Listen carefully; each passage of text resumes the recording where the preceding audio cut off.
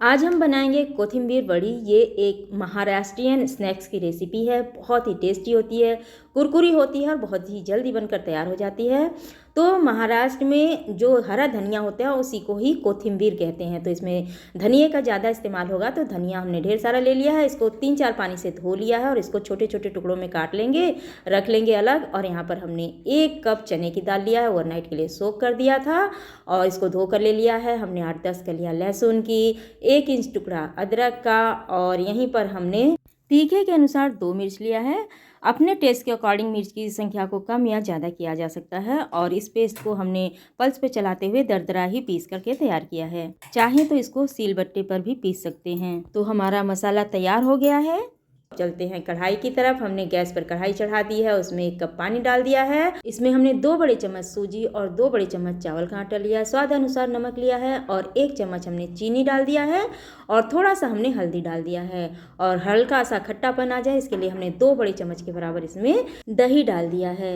इन सभी चीज़ों को हमें मीडियम फ्लेम पर चलाते हुए अच्छी तरीके से मिक्स कर लेना है। तो इसमें हमने जो ये चावल का आटा और सूजी डाला है ये हमारे स्नैक्स को क्रिस्पी बनाएगा।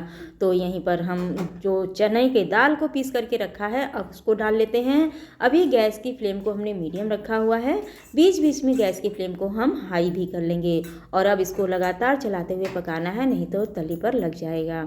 तो इस तरह से जब हम इसको पका लेते हैं तो ये जो हमारा चने की दाल और ये सूजी और चावल का आटा इसी में अच्छी तरीके से पक जाएगा। हमने यहाँ 1 कप चने की दाल ली थी तो 2 कप के बराबर हमें धनिया लेना है।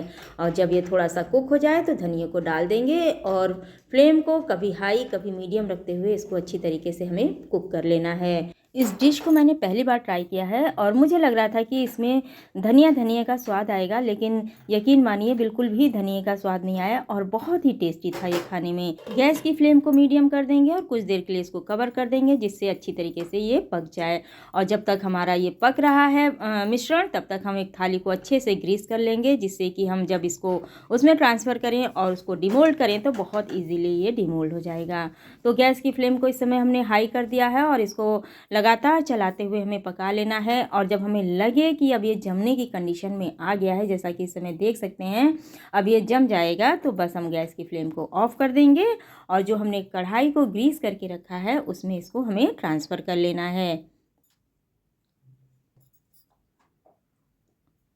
और अब हमें इवनली इसको स्प्रेड कर देना है।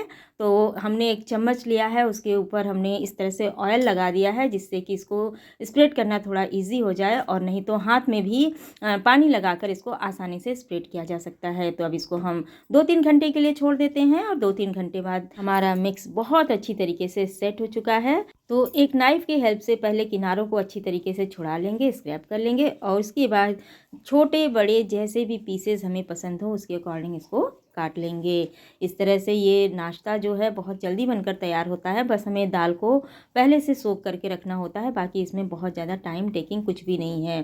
तो इस तरह से छोटे बड़े जैसे भी पीस काटने हों, और अगर मोटा इसका पीस तैयार करना हो तो थोड़ा इसको छोटे बर्तन में और स्प्रेड करना चाहिए। हमने बहुत ज़्यादा मोटा नहीं रखा है, बहुत ज़्यादा पतला भी नहीं रखा है। और देख सकते हैं कितना ईजीली ये हमारी थाली से अलग हो रहा है। तो इस तरह से हमारा ये नाश्ता बनकर तैयार हो गया है। तो इसको या तो शैलो फ्राई कर लें या फिर इसको डीप फ्राई भी कर सकते हैं। तो हम इसको डीप फ्राई कर रहे हैं और मैं यही सजेस्ट करूंगी कि इसको हाई फ्लेम पर ही फ्राई करें, क्योंकि इसमें ऑलरेडी सब कुछ कुक्ड है। बस हमें इसको थोड़ा सा टेस्टी और बनाने के लिए हम इसको फ्राई कर ले रहे हैं। इस तरह से जब हम फ्राई कर लेते हैं तो ये बहुत ही ज़्यादा क्रिस्पी बनकर तैयार हो जाता है, या कुरकुरे कह लीजिए, बनकर के तैयार हो जाता है। तो बस हाई फ्लेम पर हमें इसको फ्राई करके तैयार कर लेना है। इस नाश्ते को पहले भी बनाकर तैयार करके रखा जा सकता है और चाय के साथ, या फिर अगर हमें भूख लगी हो तो इसको तुरंत ही या तो शैलो फ्राई करके या फिर इस तरह से डीप फ्राई करके इसको एंजॉय किया जा सकता है। इस समय सर्दी के मौसम में जबकि धनिया खूब अच्छी क्वांटिटी में आता है, तो हम इस तरह के जो रेसिपीज़ हैं उनको बनाकर उनका आनंद ले सकते हैं। और वैसे भी सर्दियों में थोड़ा तला भुना अच्छा ही लगता है। और ये जो कोथिंबीर बड़ी है इसका एक बहुत ही अलग और बहुत ही अच्छा स्वाद होता है जो सबको पसंद आता है।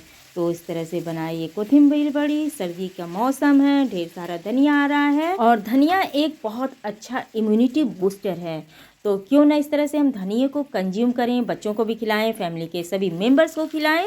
और अगर दाल भिगोना भूल गए हैं और बनाने की इच्छा हो तो यहाँ पर दाल की जगह हम बेसन का भी इस्तेमाल कर सकते हैं।